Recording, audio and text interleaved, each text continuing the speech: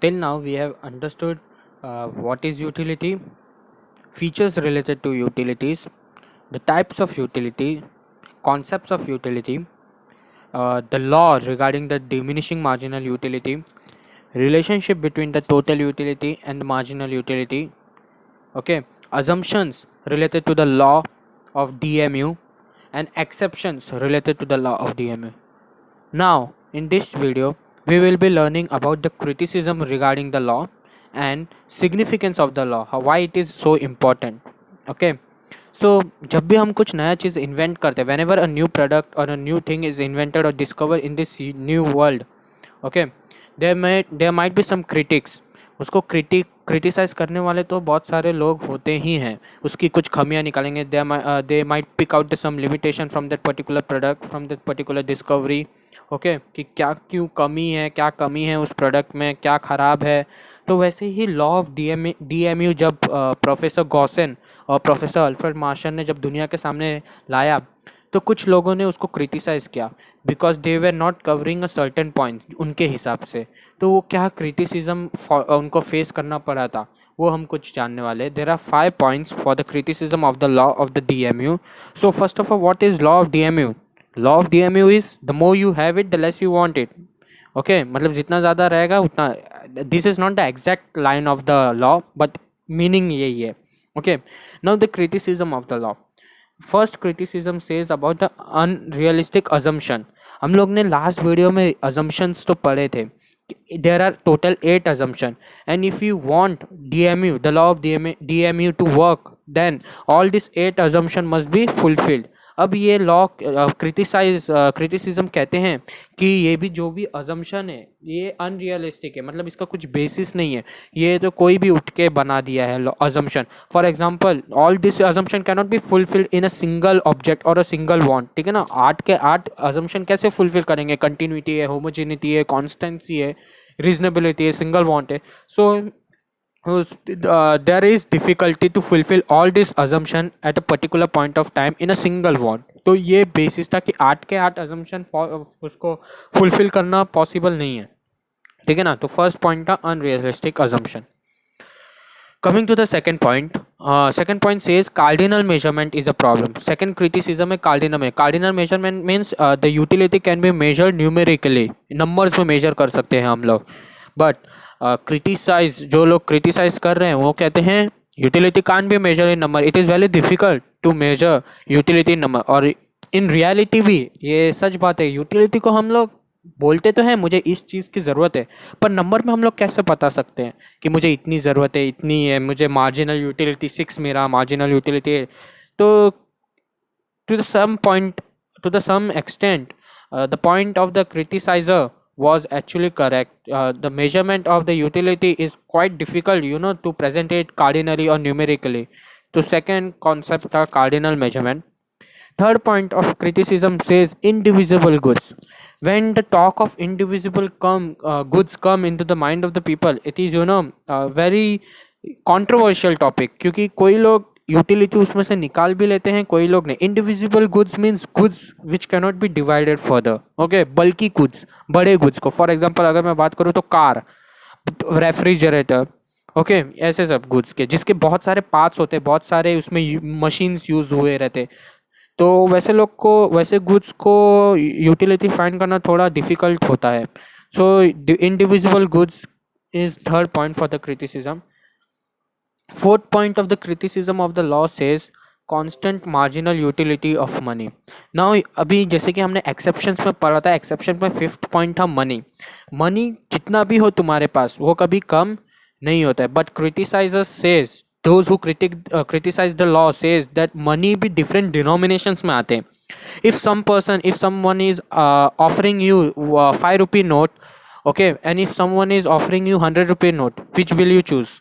Of course you will choose a note of 100 rupees. Okay, so ऐसे ही criticisers बोलते हैं पैसे के लिए तो किसी के मन में भी कमी नहीं रहती, सबको पैसा चाहिए. लेकिन जब कोई दो जन ऑफर करेगा अलग अलग डिनोमिनेशन में, of course you are going to choose the denomination with a larger value. Okay, तो ये था constant marginal utility of money. और fifth point of the criticism Fifth point of the criticism says a single want. A single want in real life is quite difficult to find. For example, हम लोग ने electricity की ही बात की. Electricity utility तो बहुत है एक कॉमन आदमी को, पर utility single want electricity single need थोड़ी पूरी करती है एक कॉमन बीइंग का. ओके तो सिंगल वांट ऐसा कोई चीज़ जो सिंगल वांट में हम लोग ऐसा फ्रूट्स वेजिटेबल्स को ही ले सकते हैं. But if you take any other thing in which is used in the daily life of the human beings, so it is quite difficult to find a particular object or a good which is used only for a single want. ठीक है ना. तो उस हिसाब से single want को criticise कर रहे थे लोग. तो ये 5 पॉइंट्स थे जो कि लोग क्रिटिसाइज कर रहे थे regarding the law of the DMU. ठीक है ना. Now significance of the law. अभी लॉ बनाया है, there might be criticizer for the law, but there might be something important in the law also. Significance means importance. तो ये law important क्यों था? ये लॉ कुछ हमारे सामने कुछ चीज़ें भी रखता था क्लियरली. तो first point was usefulness to the consumer. Consumer को बहुत यूजफुल था लॉ. कैसे? Because it was measured cardinally. Okay मतलब न्यूमेरिकल फॉर्म में हम लोग मेजर करते थे, और जब न्यूमेरिकल फॉर्म में मेजर कर रहे थे तो it was easy for the consumer to understand which goods was wanted by the consumer and when. Okay जब उसकी मार्जिनल यूटिलिटी उसमें से ज़ीरो हो जाती थी, then he used to leave that product and move on to the some other product. ठीक है ना. तो कंज्यूमर के लिए ये बहुत फ़ायदे की चीज़ थी. सेकेंड थी यूजफुल टू द गवर्नमेंट. अभी गवर्नमेंट को कैसे यूजफुल था? यूटिलिटी एनालिसिस थी ना यूजफुल. गवर्नमेंट कंपनी से टैक्स वसूलती है. ओके एंड नाउ गवर्नमेंट को इससे यूटिलिटी से ये पता चलता था कि कौन सी कंपनी का गुड सबसे ज़्यादा बिक रहा है. तो जो कंपनी का गुड सबसे ज़्यादा बिकता है लोग उसको अच्छा.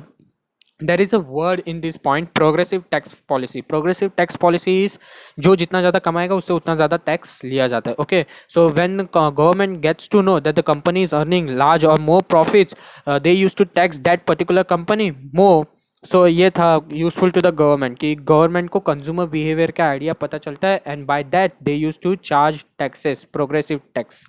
Okay, now the third point says basis of paradox of values. Now paradox of value क्या होता है? Okay, paradox of value मतलब paradox मतलब उल्टा. ठीक है ना. और paradox of value का मीनिंग होता है कि कोई चीज़ there are certain types of goods for which you pay very little or negligible amount of money, but the utility in that particular object is very much. ठीक है ना.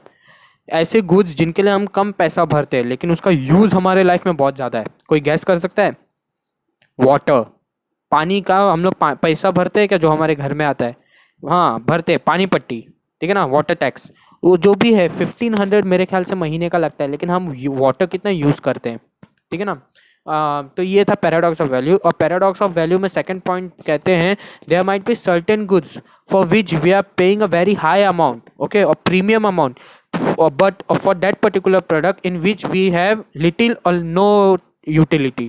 For example, हम लोग गोल्ड डायमंड ये सब collect करते थे कि ना, हमारे पेरेंट्स, हम लोग गोल्ड डायमंड बहुत इकट्ठा करने में शौक रखते हैं, परंतु हमारे लाइफ में उसका कुछ यूज़ है क्या? ज़्यादा सिर्फ शो ऑफ करने के लिए, उससे ज़्यादा तो और कुछ यूज़ भी नहीं होता है. सो ये था पैराडॉक्स ऑफ वैल्यू. इससे जो चीज़ की हम कम वैल्यू पे करते हैं उसकी कीमत हमको पता नहीं चलती, परंतु वो हमारे लाइफ में बहुत इंपॉर्टेंट रोल प्ले करते हैं, and vice versa. And fourth point comes as the basis of demand, basis of law of demand. Utility से ही पता चलता है कि हमें ये पर्टिकुलर प्रोडक्ट को डिमांड करना है कि नहीं. अच्छा, डिमांड मीन्स टू परचेस, ठीक है ना, to get that particular product. Okay, अभी डिमांड का मेन डेफिनेशन क्या है वो तो हम नेक्स्ट चैप्टर में पढ़ेंगे. Next chapter is demand analysis. Okay, but अभी के समझने के लिए demand means to get the particular product. So जब हमको किसी पर्टिकुलर प्रोडक्ट में यूटिलिटी दिखाई देती है तभी तो हम वो प्रोडक्ट को डिमांड करेंगे. ठीक है ना. So law of DMU helps to form the basis for the law of the demand. Okay, now let's understand relationship between marginal utility and price. Marginal utility means additional utility, and price means the amount we are paying, to get the particular commodity. Okay, so it is this topic is related to the more practical application of the law of diminishing marginal utility rather than being more theoretical. Okay, असली ज़िंदगी में कैसे काम करता है. So here it is solved by giving you an example. An example says, to get unit of marginal utility, a person is spending ₹10. ठीक है ना. एक यूनिट यूटिलिटी का मिलने के लिए, मार्जिनल यूटिलिटी का एक यूनिट मिलने के लिए एक आदमी ₹10 स्पेंड करने को तैयार है. ठीक है ना, ऐसा है. और सेकंड प्राइस है, लेकिन हमको वो ऑब्जेक्ट ₹50 में मिल रहा है. ठीक है, एक यूनिट मुझे ₹10 में मिल रही है, यूटिलिटी की ₹10 में, और वो ऑब्जेक्ट के लिए मैं एट टोटल ₹50 स्पेंड कर रहा हूँ. ऐसा टेबल में भी दिया है. Okay, there is a table below that, table 2.3. The whole scenario is explained in that table. We just have to look it and understand it easily. Okay, so first point says the number of unit. जब हम लोग first unit खरीदे तो हमको उसमें से marginal utility मिली 10. Marginal utility मतलब unit of marginal utility is 10. एक यूनिट के लिए हम लोग ₹10 स्पेंड कर रहे हैं, मतलब पैसा हम लोग कितना स्पेंड कर रहे हैं, 100, लेकिन प्रोडक्ट की प्राइस कितनी है, 50.